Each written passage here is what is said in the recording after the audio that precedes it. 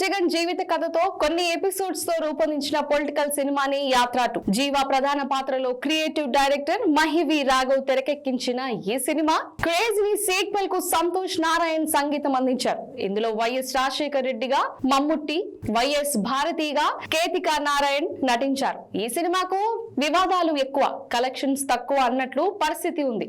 మొదటి రోజు నుంచి ఎంత పుష్ చేసినా ఆశించని రెస్పాన్స్ రావడం లేదు. యాత్ర 2 మూవీకి 6 రోజుల్లో ఎంత రాబడుతుందో చూస్తే ఎంత లాసో అర్థమవుతుంది. 50 కోట్ల బడ్జెట్ తో రూపొందించిన ఈ మూవీ ట్రైలర్స్ కు మంచి రెస్పాన్స్ వచ్చింది. దాంతో ఈ చిత్రానికి ప్రపంచ వ్యాప్తంగా 10 కోట్ల మేర థియేట్రికల్ బిజినెస్ జరిగినట్లు తెలుస్తోంది. అయితే యాత్ర 2 మూవీకి మొదటి రోజు డివైడ్ టాక్ వచ్చింది. దాంతో తెలుగు రాష్ట్రాల్లో ఓపెనింగ్స్ అనుకున్న దానికంటే తక్కువగానే వచ్చాయి.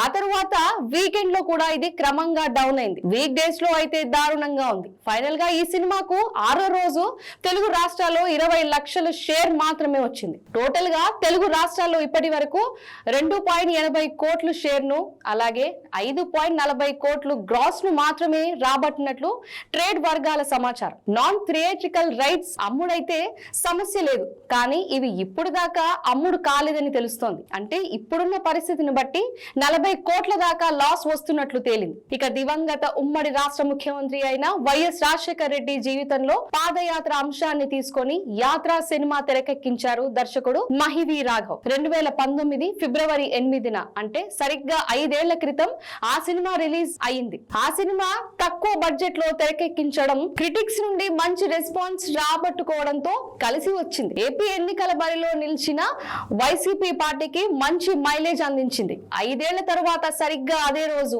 అంటే 2024 ఫిబ్రవరి 8న యాత్రకి సీక్వెల్ గా రూపొందించిన యాత్ర 2ని విడుదల చేసిన ఫలితం లేదు.